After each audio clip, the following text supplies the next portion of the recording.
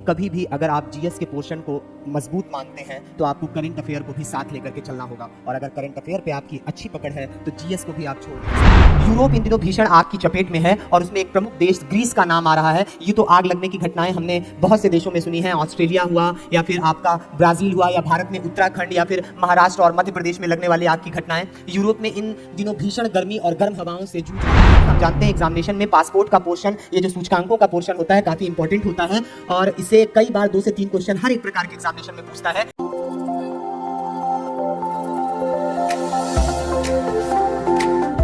स्वागत है आप सभी का एग्जाम 30 के प्लेटफॉर्म पे। मेरा नाम रहबर नवाज है और आज हम वापस से डेली प्रीलिम्स फैक्ट का एक नया वीडियो लेकर आपके सामने उपस्थित हैं।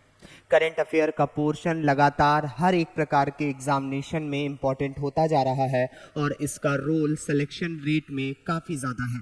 इसलिए कभी भी अगर आप जीएस के पोर्शन को मजबूत मानते हैं तो आपको करंट अफेयर को भी साथ लेकर के चलना होगा, और अगर करंट अफेयर पे आपकी अच्छी पकड़ है तो जीएस को भी आप छोड़ नहीं सकते। इसलिए जीएस और करंट अफेयर का पोर्शन अगर आप कहीं से डील करना चाहते हैं या फिर एक तय कर लेना चाहते हैं कि मुझे कहां से करंट अफेयर और जीएस के पोर्शन देखने हैं, तो एग्जाम 30 इसके लिए आपका एक माध्यम हो सकता है, आपके लिए एक बेहतर जरिया हो सकता है एग्जामिनेशन के लिए जीएस और करंट अफेयर का पोर्शन प्रिपेयर करने के लिए। तो अब तक अगर आपने एग्जाम 30 के प्लेटफॉर्म को सब्सक्राइब नहीं किया है तो कर लीजिए, क्योंकि शानदार वीडियो से आप अछूते रह जाएंगे। और अगर सब्सक्रिप्शन ले लिया तो तुरंत आपको क्या होगा कि पहली इंफॉर्मेशन पहुंच जाएगी। आइए स्टार्ट करते हैं डेली प्रीलिम्स फैक्ट। ठीक है, डेली प्रीलिम्स फैक्ट, इसमें पहला प्रीलिम्स फैक्ट है नेशनल आईपीआर पॉलिसी किस केंद्रीय मंत्रालय से संबंधित है। इंटेलेक्चुअल प्रॉपर्टी राइट्स बोलते हैं इसको, इंटेलेक्चुअल प्रॉपर्टी राइट्स बोलते हैं, और इसको पॉलिसी लेकर के आया है कौन? वाणिज्य एवं उद्योग मंत्रालय। बौद्धिक संपदा अधिकार नीति प्रबंधन यानी आईपीआरपीएम ढांचे में विभिन्न प्रकार के बौद्धिक संपदा अधिकारों को शामिल किया जाता है, जिसमें क्या क्या शामिल है? पेटेंट कराना, ट्रेडमार्क, औद्योगिक डिजाइन, कॉपीराइट, भौगोलिक संकेतक, ये सभी जो है इसमें सम्मिलित किए जाते हैं। और साथ ही साथ trade secret, semiconductor, integrated circuit, layout design. ठीक है, और यह व्यापक ढांचा है जिसे राष्ट्रीय आईपीआर नीति 2016 के नाम से जाना जाता है।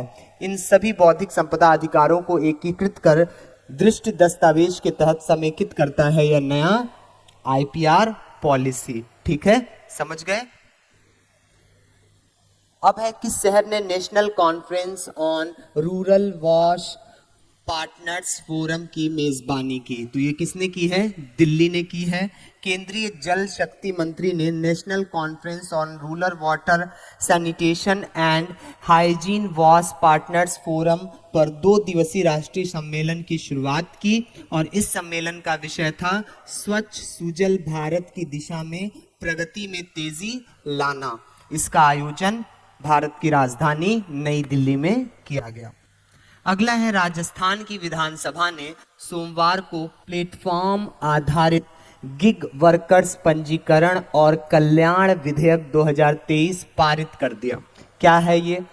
क्यों इम्पोर्टेंट है? इसलिए इम्पोर्टेंट है, इसके साथ ही, इसके पारित करने के साथ ही राजस्थान देश का पहला ऐसा राज्य बन गया है जहां गिग वर्कर्स कहते हैं जो कुछ समय के लिए जिनसे कार्य कराया जाता है और फिर उनको बाहर कर दिया जाता है, यानी आवश्यकता अनुसार कर्मचारी रखने की प्रथा को ही गिग वर्किंग कल्चर कहा जाता है। ठीक है, तो इसको कानून के दायरे में लाने के लिए विधेयक पारित कर दिया गया है और ये गिग श्रमिकों के सामाजिक सुरक्षा की गारंटी देता है। तो गिग वर्कर्स की सामाजिक सुरक्षा की गारंटी देने वाला प्रथम विधेयक, वह राज्य जो प्रथम राज्य बन गया है जिसने यह विधेयक लॉन्च किया है, कौन है?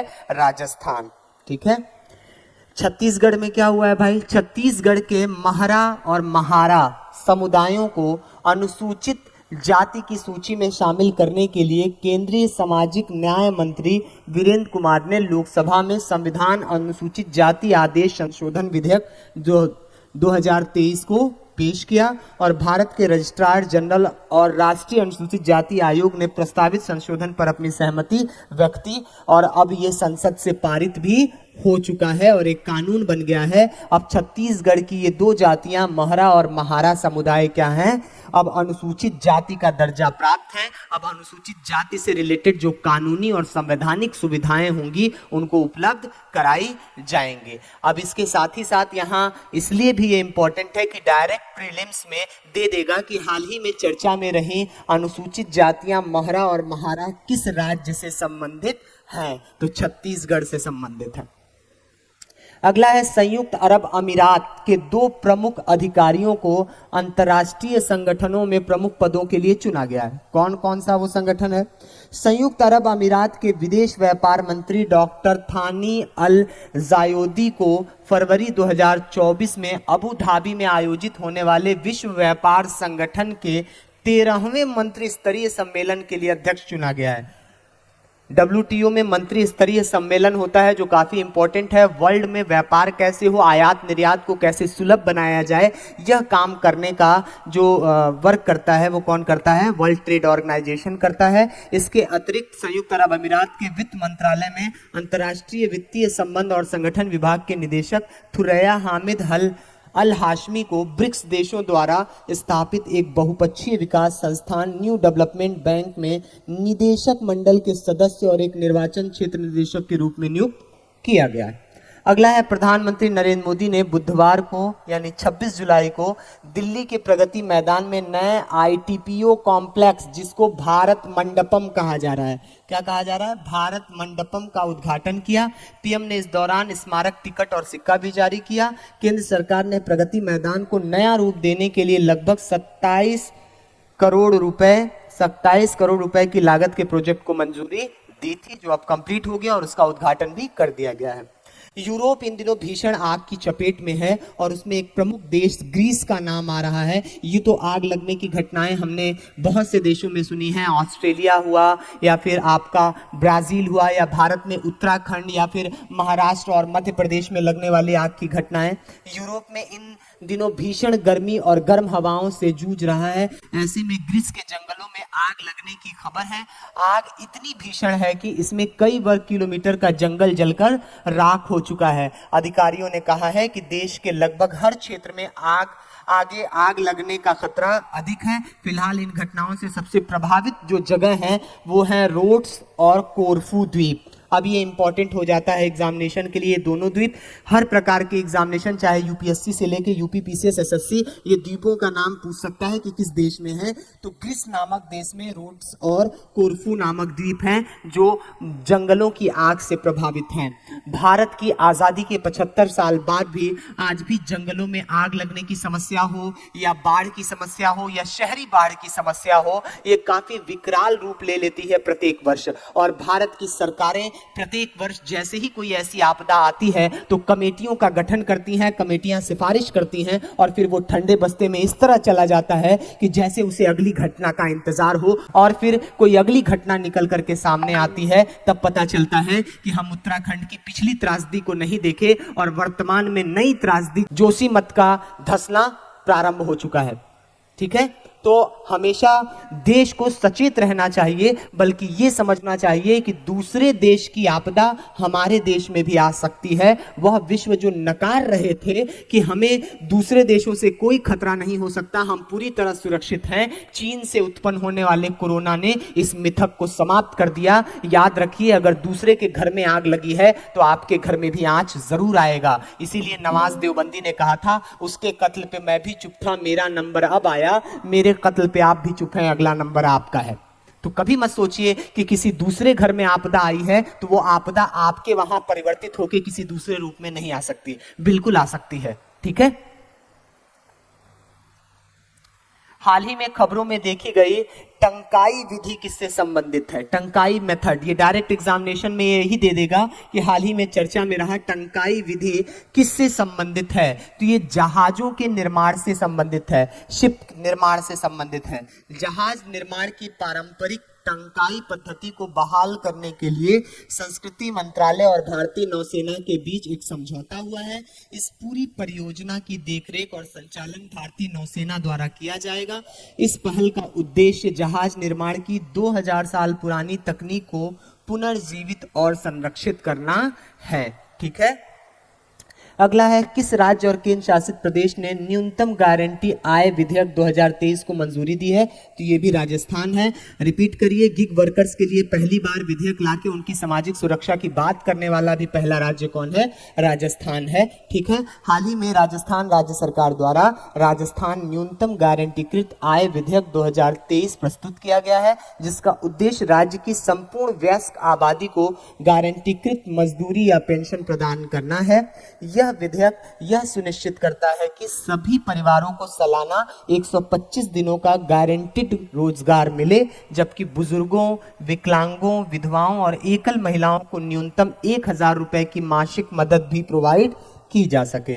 ठीक है, अगला है, किस संस्थान ने राष्ट्रीय बहुआयामी गरीबी सूचकांक लॉन्च किया है? राष्ट्रीय है तो जाहिर सी बात है भारत की कोई संस्था ने किया होगा, तो नीति आयोग ने किया था। 1 जनवरी 2015 को योजना आयोग को समाप्त करके एक प्रस्ताव के द्वारा नीति आयोग की स्थापना की गई। राष्ट्रीय बहुआयामी गरीबी सूचकांक का दूसरा संस्करण हाल ही में नीति आयोग द्वारा जारी किया गया। कौन सा संस्करण? दूसरा।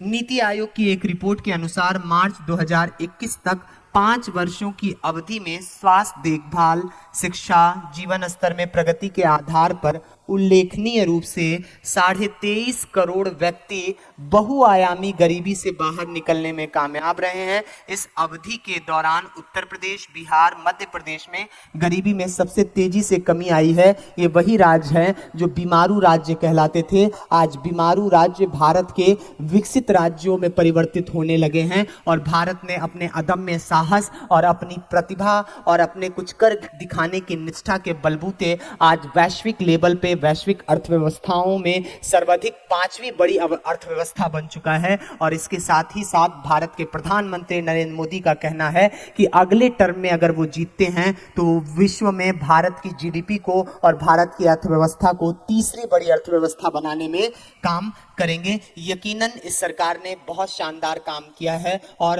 एप्रिसिएशन किया जाना चाहिए इनका, लेकिन याद रखिए कुछ सामाजिक तानों बानों पर भी इनको विशेष ध्यान देना चाहिए, क्योंकि अगर सामाजिक व्यवस्थाएं बिगड़ी तो आर्थिक व्यवस्था की कितनी भी उन्नति हो, हम सामाजिक व्यवस्था की पूर्ति नहीं कर पाएंगे आर्थिक उन्नति से, क्योंकि सामाजिक उन्नति ही आर्थिक उन्नति का आधार होती है। मत्स्य पालन, पशुपालन और डेयरी मंत्रालय ने पशुधन क्षेत्र में एमएसएमई के लिए सांपार्श्विक मुक्त ऋण की सुविधा हेतु पशुपालन और संरचना विकास निधि के तहत पहली क्रेडिट गारंटी योजना शुरू की है। यानी भारत में क्रेडिट गारंटी योजना के तहत पहली बार पशुओं के लिए भी ऐसी गारंटीकृत योजना लाई गई है। इसमें उद्देश्य क्या है?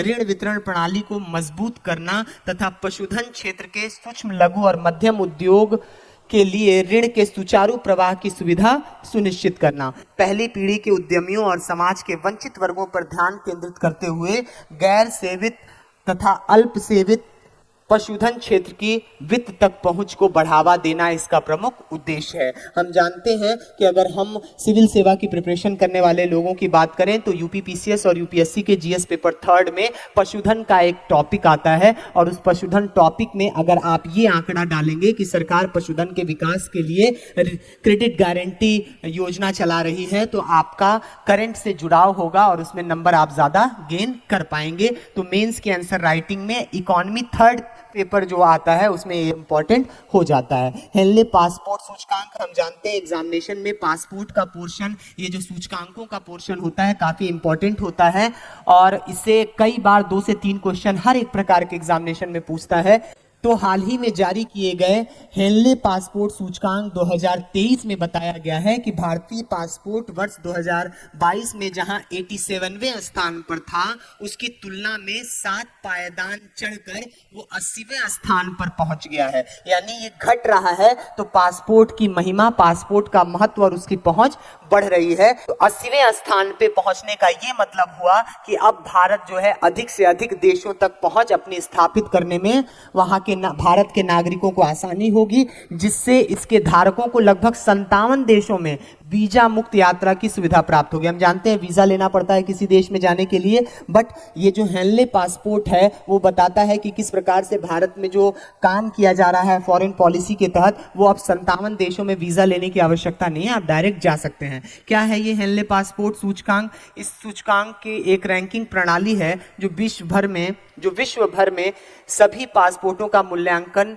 उन यात्रा स्थलों की संख्या के आधार पर करती है जहां इनके धारक पूर्व वीजा की आवश्यकता के बिना यात्रा कर सकते हैं। यह सूचकांक 199 विभिन्न पासपोर्टों और 227 यात्रा स्थलों को शामिल करता है। इसे वैश्विक नागरिकता और निवास सलाहकार कंपनी हेनले एंड पार्टनर्स द्वारा संकलित और प्रकाशित किया जाता है। तो आज के इस डेली करंट अफेयर्स फैक्ट में यहीं तक जुलाई माह के इम्पोर्टेंट पोर्शन को यहाँ कवर किया गया है। अगर आप इसे 1 से 2 बार रिवीजन करते हैं तो करंट अफेयर के लिए फिर आपको कहीं से कुछ और सोचने की आवश्यकता नहीं है।